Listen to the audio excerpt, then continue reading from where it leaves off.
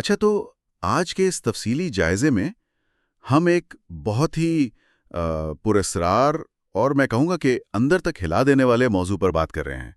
ہم ایک تحریر پر بحث کریں گے جس کا عنوان ہے "the penguins path, the clarity of walking away". جی بالکل، اور یہ کوئی عام تحریر نہیں ہے۔ ہاں نا، مطلب آج کا ہمارا جو بنیادی مقصد ہے وہ یہ سمجھنا ہے کہ کیسے ایک جانور کا بظاہر بالکل غیر منطقی اور سیدھا سیدھا خودکشی والا قدم دراصل ہماری یعنی انسانی زندگی کی سب سے گہری حقیقتوں کو بے نقاب کرتا ہے۔ چلیں اس کو کھول کر دیکھتے ہیں، کیونکہ قدرت بعض اوقات ایسے حیرت انگیز واقعات ہمارے سامنے رکھتی ہے جو ہمارے سوچنے کا پورا زاویہ ہی بدل دیتے ہیں۔ صحیح بات ہے، اور بطور ایک ماہر میں بتاتی ہوں کہ اس پورے واقعے میں حیاتیات، ہماری جبلت اور نفسیات کا ایک ایسا انوکھا امتزاج چھپا ہے کہ انسان دنگ رہ جاتا ہے۔ بالکل۔ تو اس غیر معمولی واقعے کو سمجھنے کے لیے ہمیں سب سے پہلے ذرا اس ماحول کا تصور کرنا ہوگا۔ انٹارکٹیکا کا ماحول، مطلب ایک ایسی سردی کا سوچیں جو آنکھوں کی نمی کو بھی چند سیکنڈز میں جما دے۔ جی، -70 ڈگری تک کا درجہ حرارت ہوتا ہے وہاں۔ -70 ڈگری، باپ رے! اور ہوا اتنی تیز کہ گوشت پوست کے وجود کو چیر کر رکھ دے۔ یہ زمین کا ایک ایسا بے رحم کنارہ ہے جہاں بقا، مطلب صرف زندہ رہنا ہی واحد قانون ہے۔ وہاں ہزاروں پینگوئنز، ہزاروں کی تعداد میں ایک دوسرے کے ساتھ بالکل جڑ کر کھڑے ہوتے ہیں۔ بالکل، اور وہ کوئی عام ہجوم نہیں ہوتا، وہ دراصل گرمائش کی ایک زندہ دیوار ہوتی ہے۔ ایک زندہ دیوار، بالکل۔ میں اس کو ایسے دیکھ رہا تھا کہ یہ ایک دیوہیکل حرکت کرتا ہوا نظام ہے جس کا صرف اور صرف ایک مقصد ہے کہ بھئی کسی طرح اگلی صبح تک زندہ رہنا ہے۔ ہاں، اور اس غول کا میکانزم، مطلب اس کا جو نظام ہے، وہ بذات خود سائنس کا ایک شاہکار ہے۔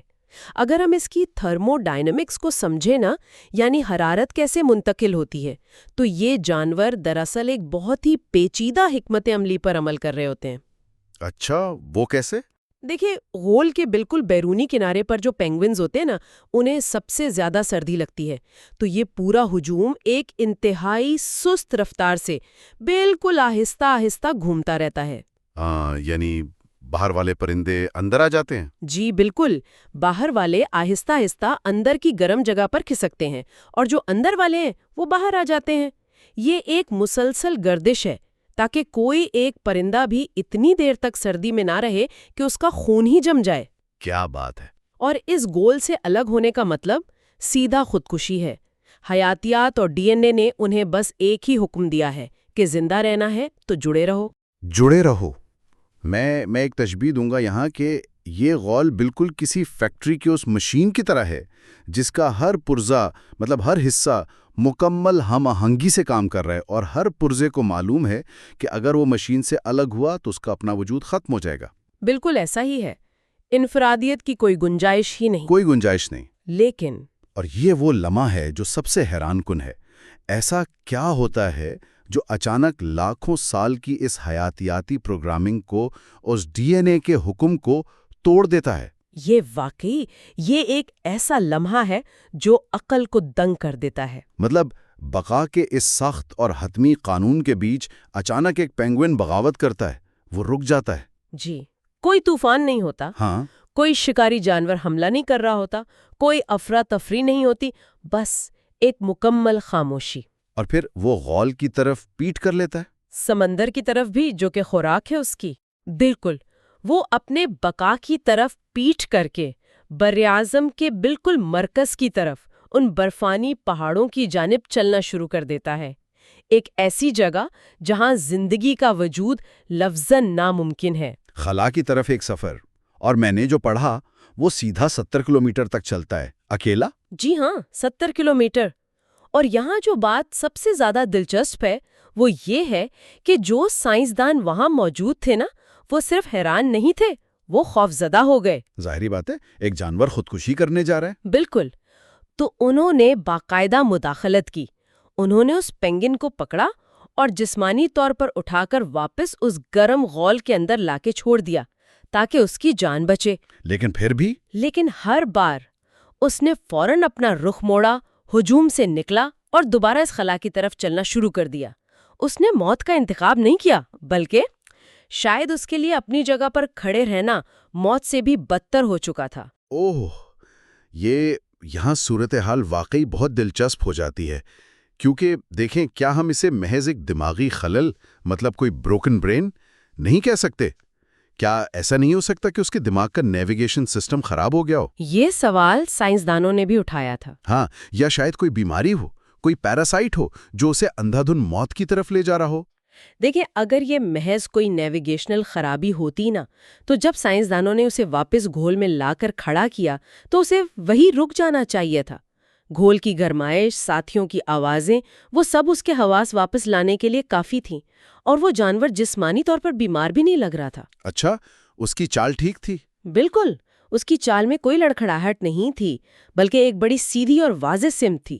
اس کے قدموں میں ایک عجیب سی قطعیت تھی۔ تو اس کا مطلب ہے یہ کسی ایسی چیز کی طرف اشارہ ہے جو ہم اپنی روزمرہ کی منطق سے، سائنس سے سمجھنے سے قاصر ہیں۔ بالکل، اور اگر ہم اس بات کو ایک بڑی تصویر سے جوڑیں تو یہ کہانی ایک برفانی پرندے کی نہیں رہتی۔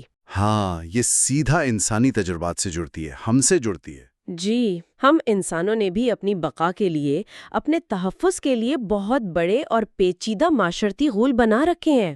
واہ، اور یہ وہ مقام ہے جہاں یہ منظرنامہ سیدھا ہمارے دل پر لگتا ہے۔ مطلب یہ ان صبحوں کی عکاسی ہے جب ہم اپنی بنائی ہوئی بڑی ہی محفوظ زندگی کو دیکھتے ہیں۔ ہم اپنے ہجوم کو، ان توقعات کو دیکھتے ہیں جنہیں ہم نے سالوں کی محنت سے پورا کیا ہوتا ہے۔ اچھی نوکری، گھر، معاشرے میں مقام۔ ہاں، وہ سب کچھ۔ لیکن اندر سے ہمیں کیا ملتا ہے؟ صرف ایک خالی پن۔ یہ جو ایسا ہی ہونا چاہیے والا احساس ہے نا، یہ ہمارا دم گھوٹ دیتا ہے۔ بالکل، وہ جو سپوز ٹو کا دم گھٹنے والا احساس ہوتا ہے۔ انسان باہر سے لوگوں سے، گرمائش سے گھرا ہوتا ہے، لیکن اندر سے وہ مکمل طور پر جم رہا ہوتا ہے، فریزنگ۔ بالکل صحیح کہا آپ نے۔ ہم جسمانی طور پر تو محفوظ ہو جاتے ہیں اس معاشرتی گرم دیوار کے پیچھے، لیکن جذباتی طور پر ہم موت مرنے لگتے ہیں۔ تو اس سب کا مطلب کیا ہے؟ مطلب کیا ہم اپنی زندگی میں تحفظ یعنی سیفٹی اور قید میں فرق کرنا ہی بھول گئے؟ ہم یقیناً بھول گئے ہیں، اور اگر ہجوم میں رہ کر انسان اندر سے مر رہا ہے تو پھر سب کچھ چھوڑ دینے کے اس عمل کو کیا کہا جائے؟ پاگل پن؟ دنیا تو یہی کہے گی نا۔ دنیا یہی کہے گی، لیکن یہ تحریر اس کا ایک بہت غیر روایتی اور چونکا دینے والا جواب دیتی ہے۔ وہ یہ کہ کبھی کبھی پاگل پن دراصل ایک مختلف قسم کی ذہنی تسکین یا کلیرٹی ہوتی ہے۔ واہ، سب کچھ چھوڑ کر چلے جانا خود تباہی نہیں ہے، یہ سیلف ڈسٹرکشن نہیں ہے، بلکہ خود کی بازیافت ہے، سیلف ریکلیمیشن۔ خود کی بازیافت، کیا زبردست بات ہے۔ مطلب وہ پینگوئن اس لیے نہیں چلا تھا کہ وہ راستہ بھول گیا تھا، بلکہ وہ ایک ایسی آواز سن رہا تھا جو دوسرے نہیں سن سکتے تھے۔ جی، اس کے اپنے اندر کی آواز۔ ہاں، اور ہجوم ہمیشہ ایسے قدم کو پاگل پن قرار دے گا۔ وہ آپ کو ڈرائے گا کہ یار تم ناکام ہو جاؤ گے، تم اکیلے رہ جاؤ گے، بھوکے مر جاؤ گے۔ بالکل، جیسے وہ سائنسدان پرندے کو واپس کھینچ رہے تھے، ہجوم بھی آپ کو واپس کھینچتا ہے۔ بالکل، لیکن اصل خطرہ تو آگے موجود وہ برفانی پہاڑ ہیں ہی نہیں نا۔ اصل خطرہ تو پیچھے ہجوم میں رہ کر آہستہ آہستہ غائب ہو جانا ہے، جسے باقی سب لوگ زندگی کہتے ہیں۔ یہ بہت گہری بات ہے، اور یہاں ایک اہم سوال پیدا ہوتا ہے نا کہ معاشرے نے زندہ رہنے کی جو تعریف طے کی ہے، کیا وہ واقعی جینے کا نام ہے یا محض اپنا وجود برقرار رکھنے کا؟ یہ واقعی حیرت انگیز ہے کہ کیسے بغاوت بعض اوقات اپنی جان یا اپنی روح بچانے کا واحد راستہ بن جاتی ہے۔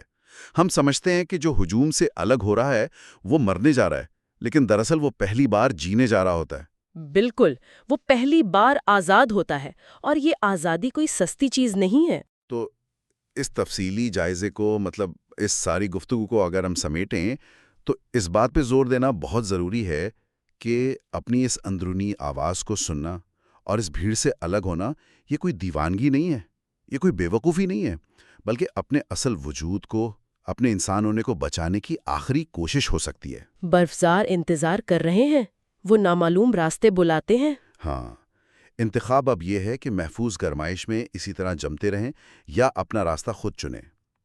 اس شور میں اپنی آواز کو دبنے نہ دیں۔ جی بالکل۔ اور آخر میں ایک بات سوچ رہا تھا جو شاید اس سب کا سب سے گہرا نقطہ ہے۔ ہم اکثر سوچتے ہیں نا کہ ہجوم سے الگ ہونے اور اس نامعلوم خلا کی طرف چلنے کے لیے بہت بڑی ہمت چاہیے ہوتی ہے۔ ظاہر ہے بہت بڑی ہمت چاہیے، لیکن کیا اس سے بھی بڑی اور میں کہوں گا کہ ایک بہت ہی خوفناک قسم کی ہمت اس محفوظ ہجوم میں رہ کر اپنے اندر کے انسان کو روزانہ ہر صبح مرتے ہوئے دیکھنے کے لیے نہیں چاہیے ہوتی؟ یہ واقعی رونگٹے کھڑے کر دینے والا سوال ہے۔ ہاں نا، اگر حیاتیات کا مقصد صرف جسم کو بچانا ہے تو شاید انسانی شعور کا مقصد جسمانی سکون کو قربان کر کے اس اندرونی آواز کو زندہ رکھنا ہے۔ ورنہ انسان محض ایک سانس لیتا ہوا بت بن کر رہ جاتا ہے۔